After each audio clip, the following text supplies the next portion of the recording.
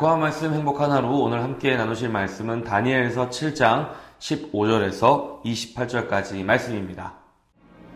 나 다니엘이 중심에 근심하며 내 머릿속에 환상이 나를 번민하게 한지라.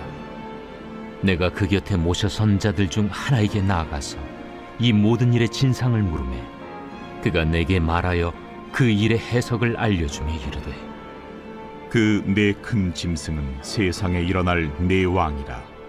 지극히 높으신 이의 성도들이 나라를 얻으리니 그 누림이 영원하고 영원하고 영원하리라.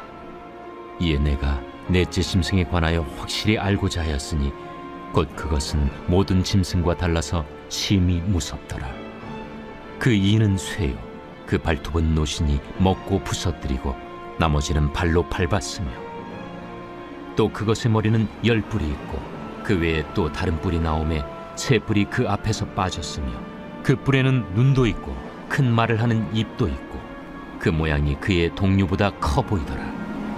내가 본즉 이 뿔이 성도들과 더불어 싸워 그들에게 이겼더니 옛적부터 항상 계신 이가 와서 지극히 높으신 이의 성도들을 위하여 원한을 풀어주셨고 때가 이르매 성도들이 나라를 얻었더라. 모신 자가 이처럼 이르되, 넷째 짐승은 곧 땅의 넷째 나라인데 이는 다른 나라들과는 달라서 온 천하를 삼키고 밟아 부서뜨릴 것이며, 그 10뿔은 그 나라에서 일어날 10왕이요 그 후에 또 하나가 일어나리니 그는 먼저 있던 자들과 다르고 또 세 왕을 복종시킬 것이며, 그가 장차 지극히 높으신 이를 말로 대적하며 또 지극히 높으신 이의 성도를 괴롭게 할 것이며, 그가 또 때와 법을 고치고자 할 것이며, 성도들은 그의 손에 붙임바되어 한 때와 두 때와 반 때를 지내리라. 그러나 심판이 시작되면 그는 권세를 빼앗기고 완전히 멸망할 것이요 나라와 권세와 온 천하 나라들의 위세가 지극히 높으신 이의 거룩한 백성에게 붙임바되리니 그의 나라는 영원한 나라이라.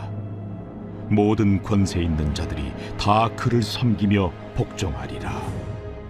그 말이 이에 그친지라. 나 다니엘은 중심에 번민하였으며 내 얼굴빛이 변하였으나 내가 이 일을 마음에 간직하였느니라. 늘 꿈을 해석해주던 다니엘은 오히려 자신의 꿈 때문에 근심하고 번민하였습니다. 다니엘은 자신의 꿈을 해석해줄 만한 존재인 하나님의 천사에게 자기의 꿈을 해석해달라고 요청하고 있습니다. 다니엘의 꿈에 나타난 4마리의 짐승들은 연속적으로 일어나는 제국들을 의미했습니다. 그것들은 모두 악과 혼돈을 상징하는 깊은 바다에서 일어나고 있습니다. 4 짐승의 모습은 각각 독수리의 날개가 달린 사자, 3개의 갈빗대를 입에 문 곰, 4개의 머리를 가진 표범, 그리고 머리에 10개의 뿔이 달린 정체를 알 수 없는 모습을 하고 있습니다. 이것들은 흔히 각각 바벨론 제국, 메데와 페르시아 제국, 헬라 제국, 로마 제국으로 이해되곤 합니다. 그러나 내 짐승의 환상이 어느 특정한 나라의 운명을 말해주는가에 대한 것보다 우리는 하나님을 거스르는 인간 권력의 최후의 모습에 주목해야 합니다.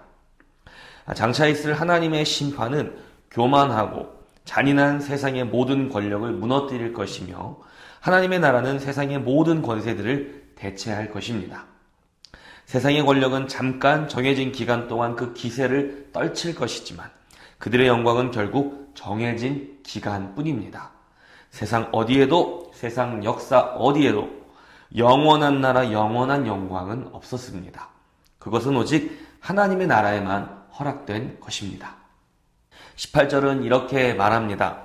지극히 높으신 이의 성도들이 나라를 얻으리니 그 누림이 영원하고 영원하고 영원하리라. 4 짐승들 중 4번째 짐승은 모든 짐승과 달라서 심히 무섭다고 표현합니다. 가장 잔인하고 파괴적인 제국을 이야기하는 것입니다. 그 짐승의 머리에는 10개의 뿔이 달려 있었는데 다시 11번째의 뿔이 새로 나오면서 앞선 3개의 뿔이 빠지게 됩니다. 그 뿔은 눈도 있고 큰 말을 하는 입도 있습니다.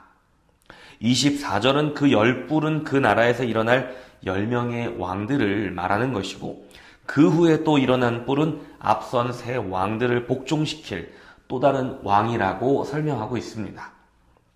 또한 25절은 새롭게 난 뿔, 곧 새롭게 일어난 왕에 대하여 이렇게 설명합니다. 그가 장차 지극히 높으신 이를 말로 대적하며 또 지극히 높으신 이의 성도를 괴롭게 할 것이며 그가 또 때와 법을 고치고자 할 것이며 성도들은 그의 손에 붙인 바 되어 한 때와 두 때와 반 때를 지내리라. 이러한 이유로 이 새롭게 일어난 뿔을 장차 마지막 때에 하나님을 대적할 적그리스도로 해석하기도 합니다. 이 짐승은 성도들과 싸워 이기게 될 것이고 세상을 통치하게 될 것입니다. 그 나라는 가장 잔인하고 파괴적이라고 했습니다. 그러나 이 두렵기만 한 짐승과 그 뿔의 운명은 하나님의 심판이 시작되면 그 권세를 빼앗기고 영원하게 멸망하게 될 것입니다. 우리는 이미 13절에서 인자 같은 이가 하늘 구름을 타고 오실 것에 대한 환상을 보았습니다. 그분은 바로 세상을 심판하시고 다스리실 왕 중의 왕 예수 그리스도이십니다. 옛적부터 항상 계신 이가 와서 지극히 높으신 이의 성도들을 위하여 원한을 풀어주셨고 때가 이름에 성도들이 나라를 얻었더라. 악이 세상을 다스리고 권세를 누리는 것에는 정해진 때가 있을 뿐입니다. 그것은 결코 영원하지 않습니다. 모든 것에서 하나님의 통제를 받고 있기 때문입니다. 한 때와 두 때와 반 때라는 말이 얼마간의 시간을 의미하는지와 상관없이 그것은 한정된 얼마간의 시간을 의미할 뿐입니다. 그것은 영원이 아닙니다. 역사적으로 늘 세상의 권세는 마치 그것이 영원할 것처럼 오만하고 잔인하게 행동합니다. 그러나 이 세상의 그 어떤 권세도 영원한 적은 없습니다. 마치 영원할 것처럼 그리고 온 세상을 다 정복할 것처럼 생각했지만 그 모든 정복자는 죽었고 모든 제국은 멸망을 맞이해야만 했습니다. 남겨진 것은 그저 그들의 이야기뿐입니다. 역사는 반복됩니다. 마치 혼돈의 바다에서 괴물 같은 짐승들이 거듭 나타나듯이 종말의 때까지 이 세상의 권세자들은 거듭 일어날 것입니다. 서로 물고 먹히며 싸우고 한 권세가 쓰러지면 다시 다른 권세가 검은 물 밑에서 일어나게 될 것입니다. 그들은 성도를 핍박할 것이고 하나님을 모독할 것입니다. 그것이 성경의 예언입니다. 역사가 반복되든 예언의 성취도 반복될 것입니다. 예언은 마지막 때가 되었을 때에 비로소 온전히 성취됩니다. 세상 권세의 끝이 올 때에 성경의 예언도 끝이 옵니다. 이 땅에 예수 그리스도께서 다시 오실 바로 그때에 세상의 권세의 역사도 끝이 나고 우리가 기다리던 예언의 성취도 마침내 끝이 나는 것입니다. 그리고 그 결국은 악은 심판을 받고 주를 따르는 성도들은 하나님의 영원한 나라를 상속받게 되는 것입니다. 그러나 심판이 시작되면 그는 권세를 빼앗기고 완전히 멸망할 것이요 나라와 권세와 온 천하 나라들의 위세가 지극히 높으신 이의 거룩한 백성에게 붙인 바 되리니 그의 나라는 영원한 나라이라 모든 권세 있는 자들이 다 그를 섬기며 복종하리라. 오늘 이 이상한 꿈을 꾼 다니엘은 15절에서 중심에 근심했다고 말합니다. 이는 그가 영혼의 근심을 가졌다는 의미입니다. 그리고 그것은 그를 번민하게 만들었습니다. 그는 무섭고 불안했습니다. 왜냐하면 그가 아직 이 꿈의 의미를 알지 못했기 때문입니다. 그런데 그는 하나님의 천사를 통해 이 꿈의 해석을 듣게 됩니다. 그 후에 다니엘의 심경은 어떻게 변하였을까요? 그 말이 이에 그친지라 나 다니엘은 중심에 번민하였으며 내 얼굴빛이 변하였으나 내가 이 일을 마음에 간직하였느니라. 그는 여전히 그 중심에 번민하였습니다. 무섭고 두려웠습니다. 그러나 그는 동시에 이 일을 마음에 간직했다라고 합니다. 그는 이 복잡하고 어렵기만 한 꿈과 그 해석을 마음에 담아 두었습니다. 그 말은 곧 그가 이 꿈과 해석을 마음에 두고 묵상하고 기도했다는 의미일 것입니다. 하나님의 말씀은 때로는 불분명하고 불확실하게 느껴질 때가 있습니다. 그것은 우리가 감히 이 말씀을 완전히 이해했다고 말하지 못하게 합니다. 실제로 하나님의 말씀은 때때로 우리가 이해하지 못하는 방식으로 성취되곤 합니다. 나에게 전혀 감동을 주지 못했던 말씀 한 구절이 내 마음 한 구석에 그냥 조용히 남아 있다가 어느 날, 어느 순간 놀라운 방식으로 이해되며 내 인생을 완전히 변화시킬 만큼의 큰 감동을 주기도 하는 것입니다. 또한 하나님의 계획은 내가 이해하지 못하는 방식으로 역사되기도 합니다.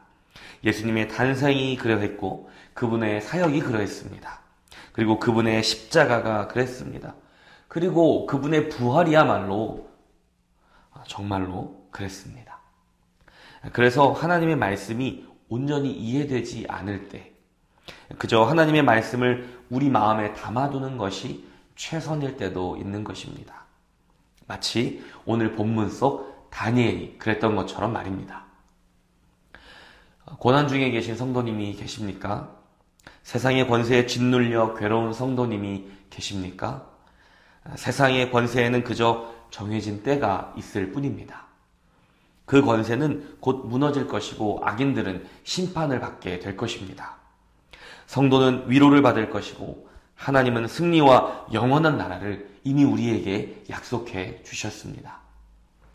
그러나 이 위대한 약속의 말씀을 내가 믿음에도 불구하고 내 마음이 여전히 두렵고 불안할 수도 있습니다.